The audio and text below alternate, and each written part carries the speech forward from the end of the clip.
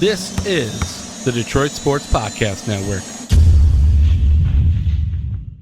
Do you play FanDuel and feel like you aren't creating consistent money-making lineups? Go over to the DFS Doctors on Twitter at the DFS Doctors and DM them with promo code Detroit Sports to get a free trial for their analytically formulated 70% lifetime profit rate NFL and NBA lineups. The whole purpose of playing daily fantasy sports is to get out there and compete and give yourself a chance to win. So go over to the DFS Doctors. Let them help you. They have analysts on staff that look at the best optimal lineup that you can put out there to win money. So why not take advantage? At the DFS Doctors, promo code Detroit Sports. CBD is a game changer sweeping the nation. This hemp extract is the natural way to elevate your mood, eliminate aches and pains, reduce anxiety, and keep you sleeping all night long. It can even cut your workout recovery time in half. Get in the game today with 20% off all orders of CBD and lavender products from Lavender Lane, a lavender farm located right here in Milan, Michigan. Just go to lavenderlanemi.com today and enter coupon code Detroit for 20% off your entire order. Guys, look, these amazing products are infused with calming lavender to maximize their effectiveness, meaning your CBD items only take minutes to take effect, which is way quicker than those pills you were about to swallow. On top of it, they are perfect for men and women. Lavender Lane has lab-tested CBD creams, tinctures, and roll-ons that are perfect for any situation, even if you're on the go. Put your health back in your hands by heading over to lavenderlanemi.com and entering coupon code Detroit for 20% off your entire order of CBD and lavender products. What do you have to lose? Your satisfaction is guaranteed or your money back. So if you need lavender gifts for your loved ones or just looking for the natural way to ease your discomfort with CBD, go to lavenderlanemi.com and use coupon code Detroit to unlock these miraculous benefits of CBD and lavender. That's lavenderlanemi.com. And remember, use coupon code DETROIT for 20% off your CBD and lavender products from Michigan's own Lavender Lane. What's up, Detroit sports fans? Welcome back to the Fan Report, a show made by fans for fans, powered by the Detroit Sports Podcast Network. I'm Nick, and coming at you guys from his house is our boy Andrew's going to give us this week's topics. Kind of. There has been some speculation the NBA could return in June, but with so much time lost, is there a right way to go about this, if at all? We'll also take a look at Bleacher Report's top 15 basketball movies to watch in the NBA hiatus, because God knows we need to get our sports fix somehow. This is the Fan Report. All right. Kinda? What do you mean by kinda? Are you not actually at your house? Oh, I am, but we're at both our houses, technically. I guess, yeah. I mean, yeah. You're at yours, I'm at mine. We're practicing this Governor Whitmer stay-at-home order and our social distancing. We advise you all to do the same. Yeah. So, and if you are obeying the order and practicing your social distancing, I would like to send out my deepest thank yous. Mm-hmm. Yeah. But anyways, let's go ahead and move, just jump right into this here. Let's not waste any time unless we want to waste time. I don't know, whatever you're feeling. I mean, I feel this whole quarantine is just wasting time right now. It quite literally is. When I'm not at work, that's all I'm doing is trying to find ways to waste time. You know what I find hilarious? So obviously, with this whole governor's stay-at-home order thing, this includes closing all businesses that are considered "quote-unquote" non-essential. Yeah. I have found out that I believe pot dispensaries are considered essential businesses, and I kind of understand it because there's a lot of people who use it for medicinal purposes. Mm-hmm. But all I can think about, and I saw something get shared. Like liquor stores are also considered essential. Well, a lot of liquor stores also sell a lot of food and other goods. Mm-hmm. So that I kind of understand, even though they're probably their primary source of income would be liquor. Mm-hmm. I would hope you don't use liquor as for a medicinal purpose, because if you do, I urge you to seek out help. Only emotionally. But like our boy Alex, who was posting his pictures of him drinking a rum and coke at, what was it, 4 PM? Get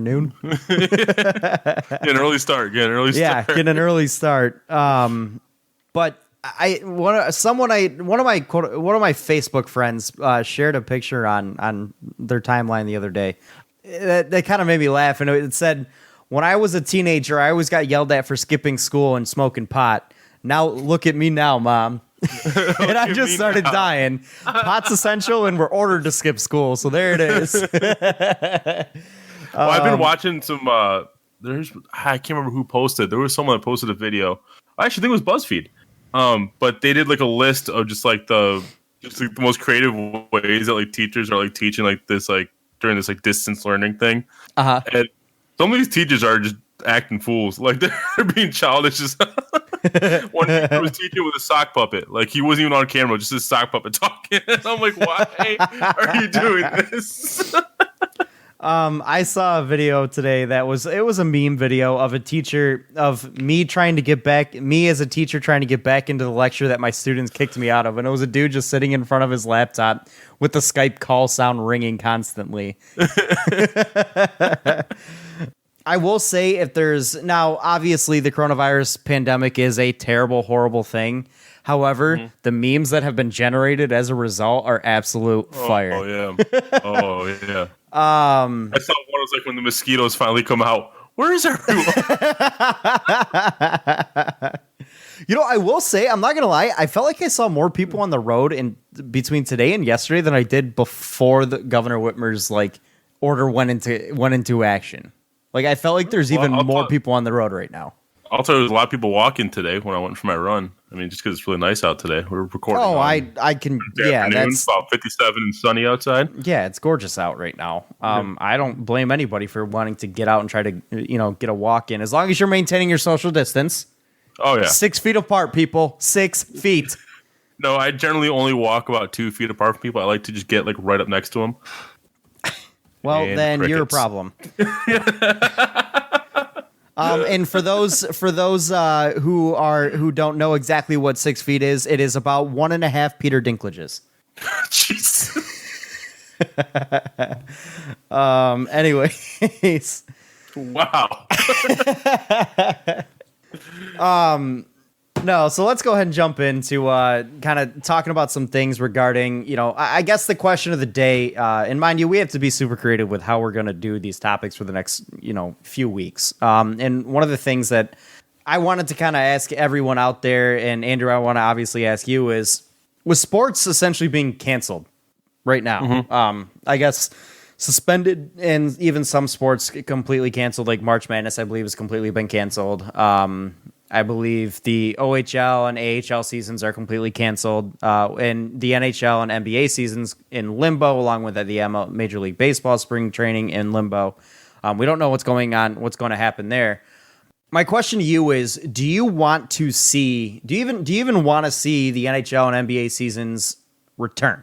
And I'll give my kind of how I feel on it. Also, for me, it depends. It depends how you're going about it. So. Like, there's this obvious.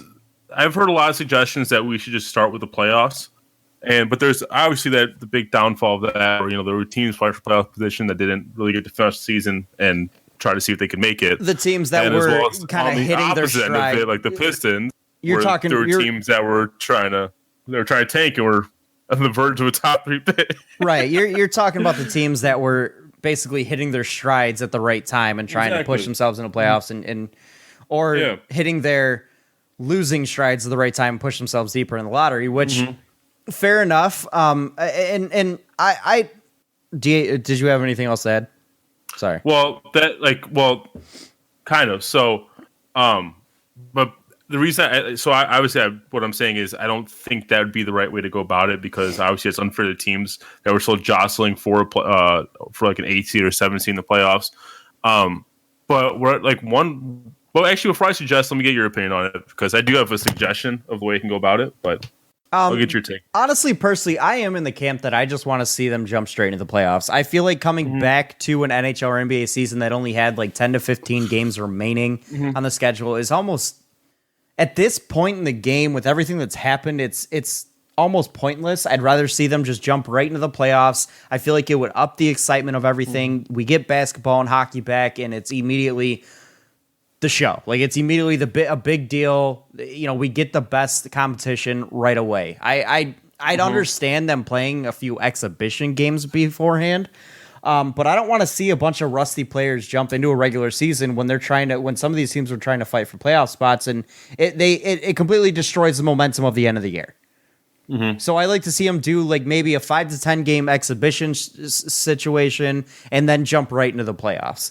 That's the way that I think they should do it. And then I have my suggestions on what in terms of the teams that were starting to hit their stride and starting to fight for playoff seeding and things like that, or to get into the playoffs and things like that. My one suggestion I would have is for the teams that were like a game out or 2 games out and had games in hand on the teams ahead of them in the playoffs.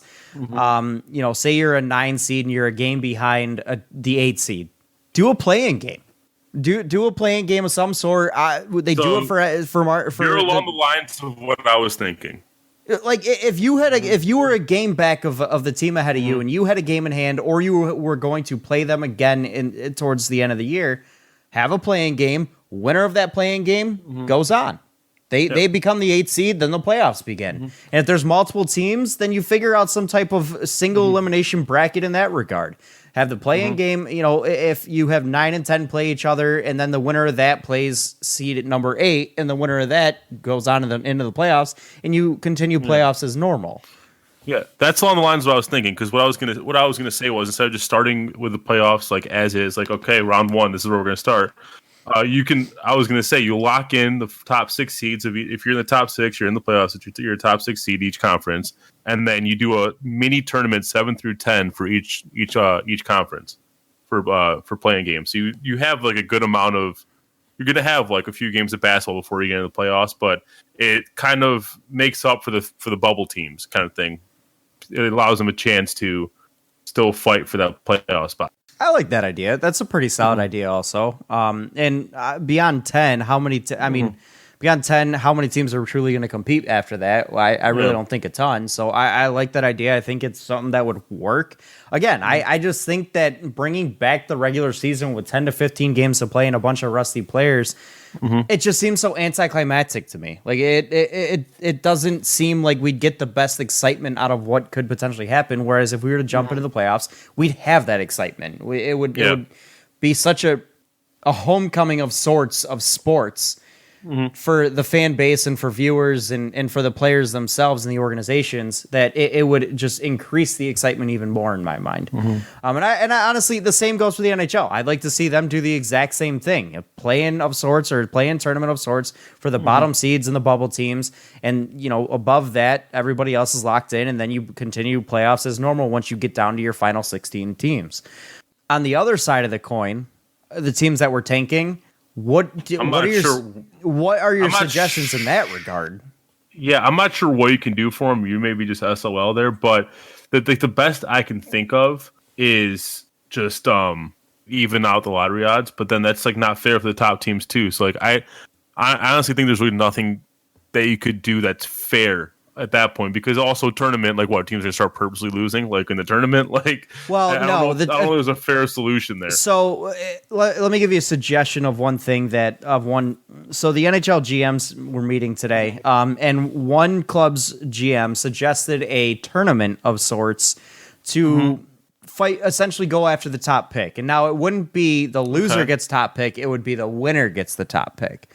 If I recall, I could be wrong on that, but so the best team that's in the lottery gets it, right?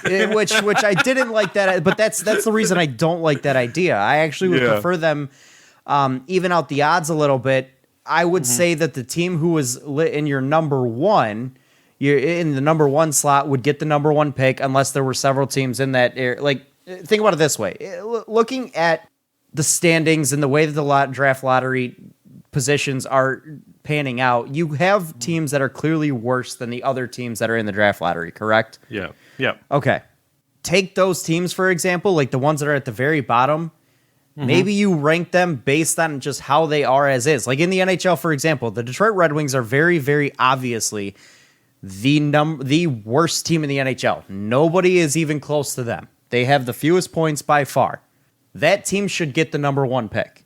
Beyond that, even out the draft lottery odds for everybody else. Like once you get to that second tier of draft lottery teams, that's where I'd say even out the draft lottery odds and beyond that. So I think the NHL has 3 teams that are clearly worse than the rest, or 4 teams that are clearly worse than the rest. Okay, give those teams the top 4 picks in order. The rest of them even lottery odds for the rest of the picks. That's the way that I do it. Or you like say the rest of the teams get like 4% for the next 4 teams and then 2% for the next 4 teams. Something along those lines where it's like a tiered lottery system, but you're at least guaranteeing the worst teams where they should be. Yeah. Like in the NBA, I think there's 3 teams that are at the very bottom. Even lottery odds there. Everybody else is in a different tier and has lower odds. That's the way that I would do it, and I think it would be fair. I think it would make sense. I think it would just work out better in that regard. Yeah. No, I can't disagree with that. It's complicated, but you know what? This entire situation is complicated. Exactly. There's no clean solution to anything here. Right. We had to stop sports seasons in essentially crunch time. Teams fighting for playoff spots, fighting for playoff seeding, and honestly, on the other end of the coin, fighting for draft. This is literally the best part of the NBA season. NHL also. This is the best part of any sports season going on. The final 15 games is the most exciting part of the season, and we were robbed of that. So that alone is a complicated situation. So none of this is going to be easy or clean or anything. It's going to be difficult. There's no perfect answer, but you're going to have to do what makes the most sense. And in my opinion, a play-in tournament like you suggested for the NBA and the NHL for the bubble teams makes the most sense to me. And then in the draft lottery, you just tier it differently. That's just the way that I would do it personally. And I like in that same mold. I'm honestly still curious if the NFL draft's still going to happen, like how they're going to do that, because I don't know if anything's going to get that much better by the 23rd of April. I mean, if we base it off of the Chinese model, where they are just now lifting their lockdown restrictions in Wuhan as of April 8th or something like that, or April 6th, you're talking like 4 or 5 months of lockdown. Yeah. If that's the case, we're looking like August. So you're pushing close to even having a football season starting on time at that point. So if that's the case, obviously I don't think we'll have the draft as we normally do. I believe the NFL has already come out and said that they've changed the way the draft's going to work, where basically the draft will still air, but they will essentially camera into each team's office facilities to make their selection. And players won't meet or anything like that. You'll just see the teams make their pick in their own offices, basically. Yeah. Now, my question to you is that the way you want to see the draft, or would you rather see them push it back? Like as a fan, obviously it doesn't affect me as much, but I would like to just watch them make the picks from the office, and then like Roger Goodell just announce the picks on a podium like in an empty auditorium or something. But obviously I would feel really bad for the players, because that's a moment they look forward to their entire lives, to be up on that stage shaking hands with the commissioner, holding the jersey. So I as a fan it wouldn't affect me, but I don't know if I would want that, just because part of me really feels bad for the players at that point. I mean, I guess I get that part of it. Honestly, I really don't give a shit how the draft is played out. Yeah. Like it's obviously less ceremonial. There's no question about that. And it does take away from what these young kids, these young men, I should say, have worked so hard their entire lives for, to get to this moment and have that special moment on stage. And it is really unfortunate. But as a fan, I couldn't give a shit one way or the other. If they want to do a camera into a team's war room and bada boom, bada bing, they make their pick and that's it. Cool, fine, dandy, whatever. I don't care. I could care less if they even televise the draft. Just tell me who we got. Like it doesn't even matter to me. As long as we get the guy I wanted, I'm happy. If we don't get the guy I wanted, then I'm not happy. From the war room, or if we did from the war room, like Martha Ford had to put on the jersey while we were picking for each pick. Oh God, please let that happen. No, it really just does not matter to me at all how the draft is done. Obviously, I want the draft to continue as scheduled at the date. I just think the draft has reached a level where it's so ceremonious and so large that it's stupid now. Like there's no reason the draft needs to be 3 days. There's no reason the first day needs to take up 3 hours.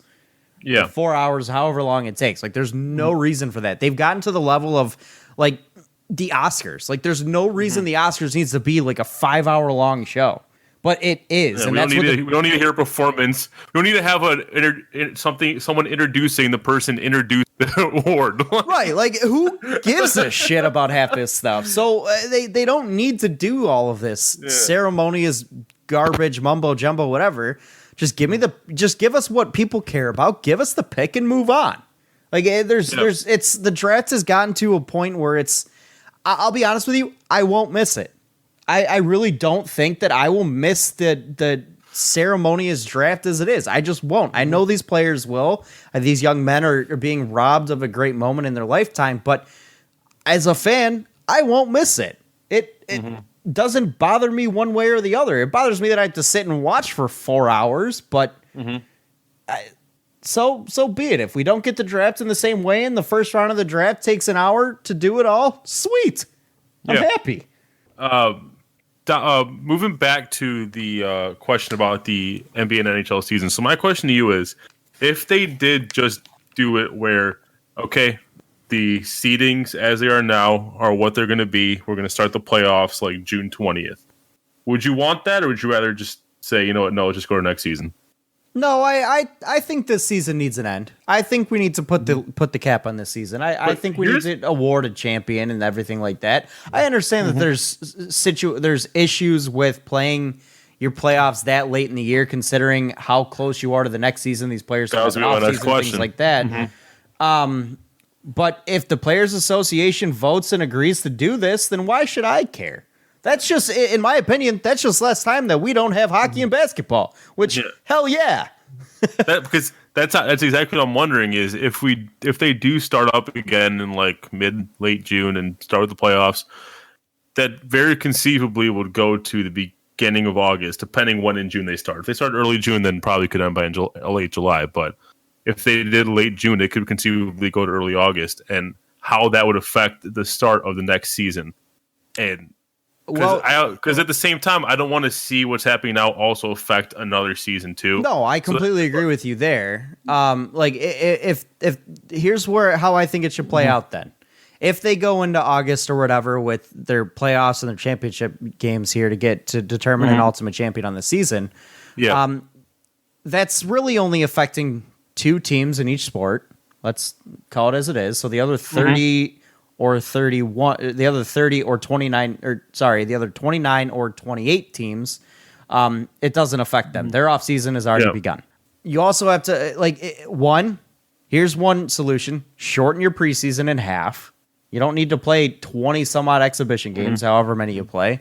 Play 8 in the NBA? I have no idea. Play 4. Wonderful. 2, a lot of these players have had this time to heal as is and rest their bodies as is. They should have been using this time anyways, and the teams that aren't in the playoffs, their offseason will have already begun, so that it won't affect them. The teams that are in the playoffs, your offseasons will begin earlier than August. It'll be 2 teams that really are affected by this. And yeah, that kind of sucks for them, but if they all agree upon it, so be it. I mean, they've had this time here to take a couple of months to rest their bodies and work out, get back in shape and everything, and heal up and get ready to go. And then they'll probably have maybe a month into next season before the next season. So it's not like they haven't had time to rest. Yeah. It's the rest is still there. But it's not just that. Like you also have to consider a free agency period. You have to consider draft period. Like there's things that have to fit in between the 2 seasons. Which, if that's the case, a month might be too quick of a turnaround to do all that. Let's be honest here, though. The teams that aren't playing should already be looking at all of this. They should already be looking ahead. It's look at the NFL. The NFL's quote unquote legal tampering period is a perfect example of the fact that teams are already looking into free agency before the free agency period begins. So if the teams that aren't in the championship aren't already looking ahead towards free agency and the draft and all this, then what the hell are you doing? What are your scouts doing? What are your advisors doing? So you're thinking they can fit free agency and draft all in the same month? 100% yes. 100% yes. There's no reason we need to have a free agency period, wait 2 weeks. Now we got the draft. There's no reason to wait that long in between. But go bang, bang, bang, bang, get it all done, taken care of in a month's time frame. It works out. It's not like it's not possible. They expand it out because they think it allows teams more time to make decisions or whatever. I don't even know. Expand it out probably for media purposes more than anything. Yep. Just get it done. Work with it. These teams are already looking at these free agents. They're already talking to these free agents. Yes, again, it hurts the teams that are still playing, but these teams still have scouts and advisors and assistants that are already looking ahead to next season, that aren't in the day-to-day operations of a team focusing on the here and now. They're looking forward. So it's not like these teams that are still playing into the championship rounds aren't looking ahead. There are people in their organizations that are. So if that's the case, which I know it is, because if they don't, then what the hell are you doing? It's fine. It's not a big deal. You can put the combine in and then a week later do the drafts, and then a week after that do free agency period for 2 weeks, and then you're done. And you start your regular season. You start not your regular season, but your training camps, and you're done. And you begin. It's not that hard of an idea. It's not that difficult. It's really not. All of these teams should already be have people selected to be looking towards this offseason. They should already have that. So let's just take this offseason and condense it down. I do feel like it would be a tall. I mean, is it possible? Yes, I do. I do feel like it's a tall order though. Because why? These teams are already looking forward towards the offseason. We already have a list of free agents. It's not just that, like, because you know teams want to schedule pro days with the players. You have the combine that you have to schedule. They're scheduled. There's things that have to actually be physically scheduled. Okay, but you also have to understand that a lot of these things that we have, like the pro days and the combines and things, we have them scheduled, and then like the time between the combine and the draft is like a month. Why?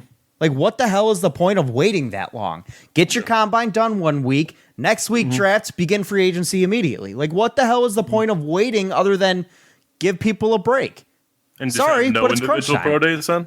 No, you could still have individual pro days. You just schedule them quickly. Get shit done. Sorry, this is the real world. Like, we had some shit happen. Now we got to make up for it. That's life. There'll be a lot of competition as to like, hey, I want this guy to attend my pro day, not that player's pro day. Okay, but let's be real. Let's be real. Anthony Edwards is not going to be going to a pro day for the LA Lakers. Agreed. Like, there's no reason for that. He's got maybe 4 teams that have a chance to draft him, or 5 teams that have a chance to draft him. Those are the only teams that should even have a pro day with him. And frankly, if you watched him at the combine, if he goes to the combine, what else are you going to find out on a pro day? You talk to him one-on-one. That's wonderful. Call him. I mean, shit. What else you want to know? You've watched this kid play for how long now? You've seen his combine day. You've talked to him personally. What else you want to know? What is going to change your mind on a pro day? If you didn't get your pro day, I'm not a scout, but apparently they use them. So I know they use them, and it gives them a chance to get a one-on-one look with them. I know they're important. And that's one. But there's no reason that a team picking at 17 or 18 should be worried about having a pro day with a guy like Anthony Edwards. There's just no reason for that. Anywho, so let's move on then, because we do have one other topic. Oh, sorry, I went back from the microphone there. We do have one other topic that we want to get to here, and it's kind of in the sports world, but also kind of in the movie world. A little bit of both. And like we said, we got to get a little creative with our topics, so here we go. So I'll let you kick this one off, Nick, because you introduced this one to me, so... So I was just kind of perusing Bleacher Report one day. I don't even know why. We don't have any sports. But I was hoping there's something out there to read. I don't know. Maybe I don't know. I don't even know why. It was about a week ago when I saw this, or a few days ago, and I saw an article. And this goes to show how creative some of these sports publications are having to be. Of Bleacher Report's top 15 basketball movies, and I wanted to kind of go through these from 15 to 1 and kind of get your thoughts and if we would move them around. Now, I will preface all of this by saying I have not seen all of these movies. I don't know some of them. I can only base it off of what I've heard about them and how good they are, but a majority of these I have seen. So we're going to do our best here and kind of go through them and see if we agree with them or if Bleacher Report is a garbage publication. We'll go through it. If they are. We'll find out. But anyways, so at number 15, we've got Semi-Pro, which I'm going to even stop you before you say anything. This is a goddamn travesty. How do you put this movie all the way down to 15? So And looking at the list with movies ahead, with the movies ahead all of the it, way down. This movie's not good, Nicholas. it's not good. But the movies ahead of it are not good either. And this movie's better. I thought you were going to say it's a travesty. How is it on the list? And you're like, how is it down at 15? No, how is it down at 15? I can't think of a movie. I can't think of other movies that aren't on this list that are better than it. Mm-hmm. I can't. See, this is turned a different way because I thought you were going to say. So I thought you were going to say why is on the list, and I was going to ask you, well, do we have a movie that we think would be a better fit on this list? Well, do you? Because I certainly don't. This movie should be, if I had to put this movie, based on where they're ranking things, if I had to put this movie somewhere in here, I'd put it at like 11. That's where I'd put it. And I'd move everything else back. See, like, I don't, like, I think, because number 14 is Uncle Drew. Yes. Right? Yes. I don't think either of these movies are good movies. No. But I also don't think 13's a very good movie. Like, I loved it as a kid, but I don't think it's a very good movie. You take that back. I loved it as a kid. It's got nostalgia. But other than that, it's not a good movie. We won't review what 13 is yet. 13 is, yeah, but go to ahead. me, I think Semi-Pro and Uncle Drew are the clear bottom two.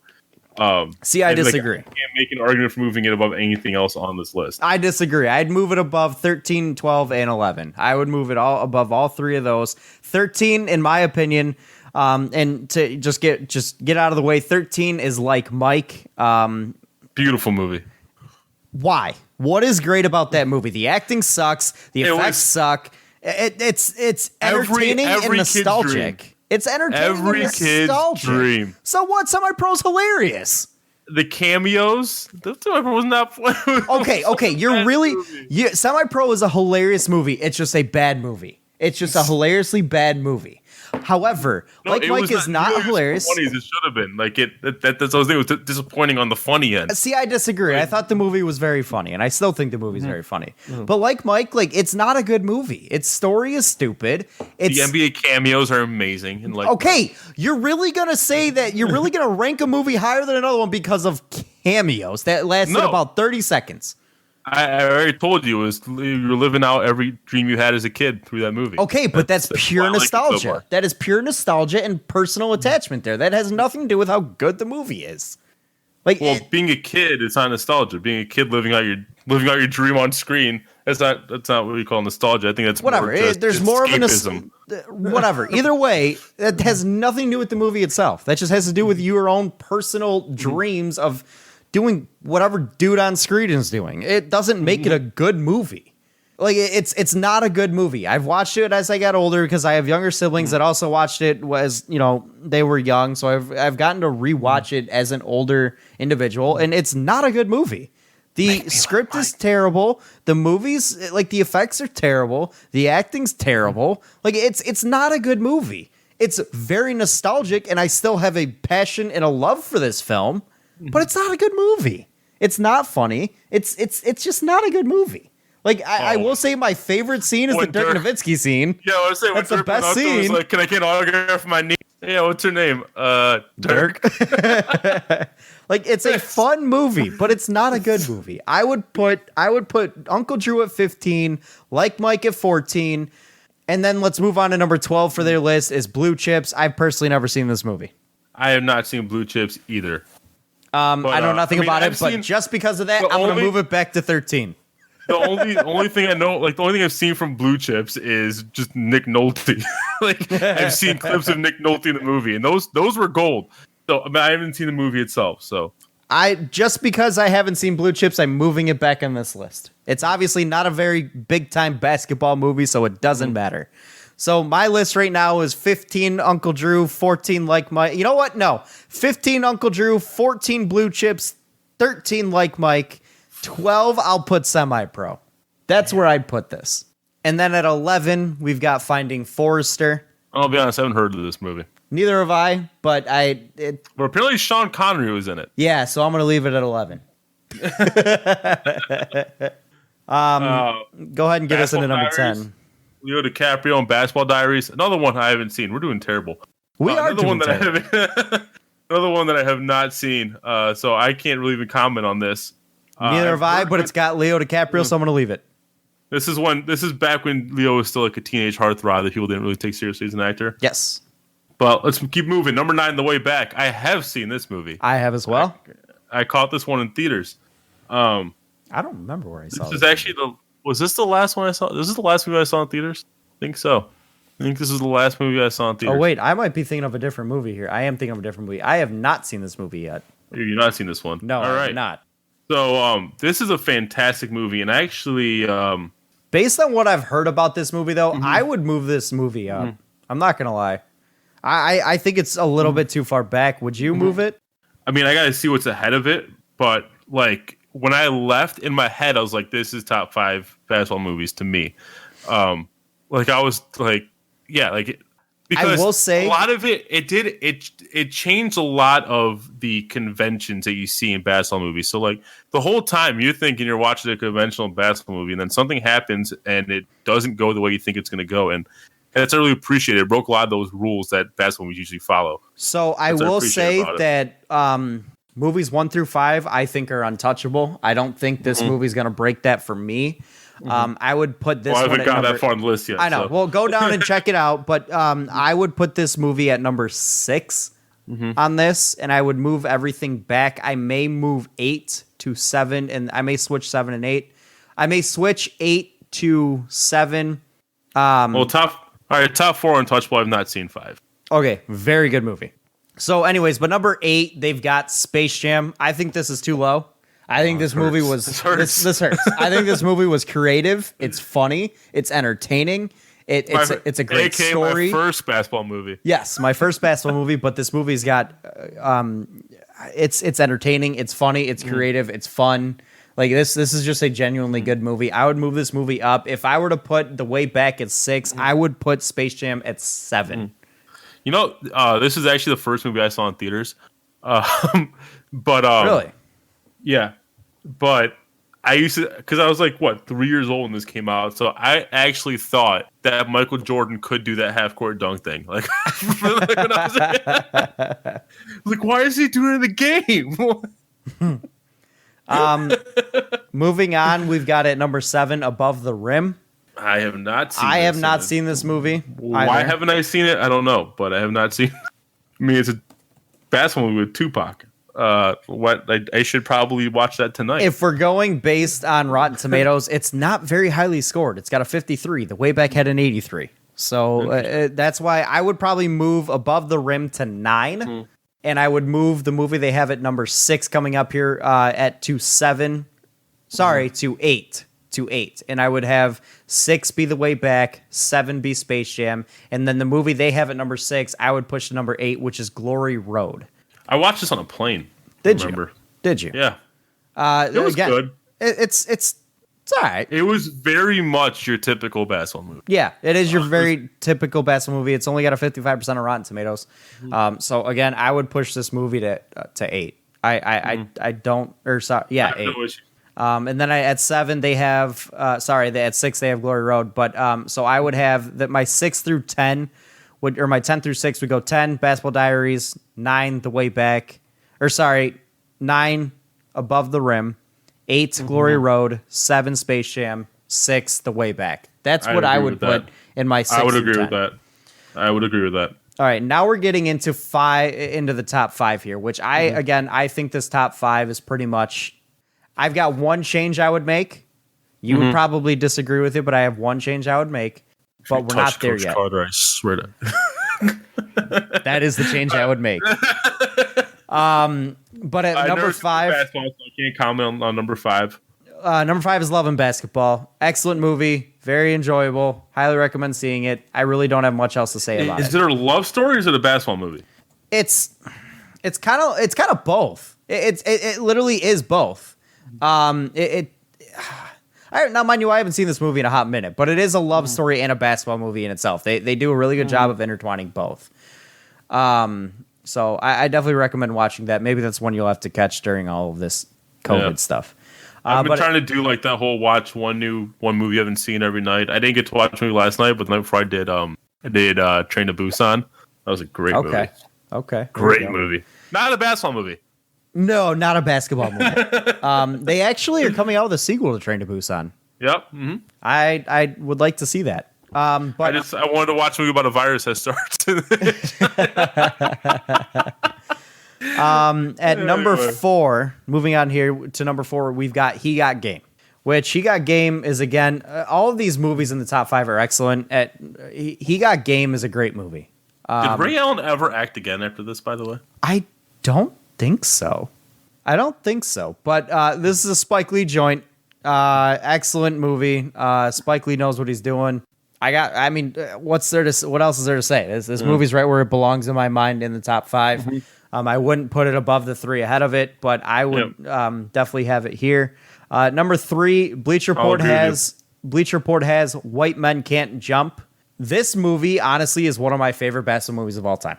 It's an amazing movie. I highly recommend anyone watching it.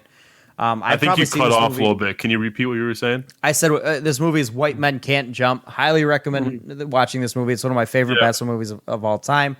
I've probably seen this 3 or 4 times, to be honest with you. I think this is one. If you want a great basketball movie to introduce to somebody, this is a great one to start with. I actually didn't watch this one till later. Like I watched this in college. Like I didn't see it until then. Yeah. I couldn't even tell you the first time I watched it. I wasn't all that old, and I remember liking it then. And then as I got older, I think I've appreciated it more and more. I just think that this movie is exactly what you want out of a street ball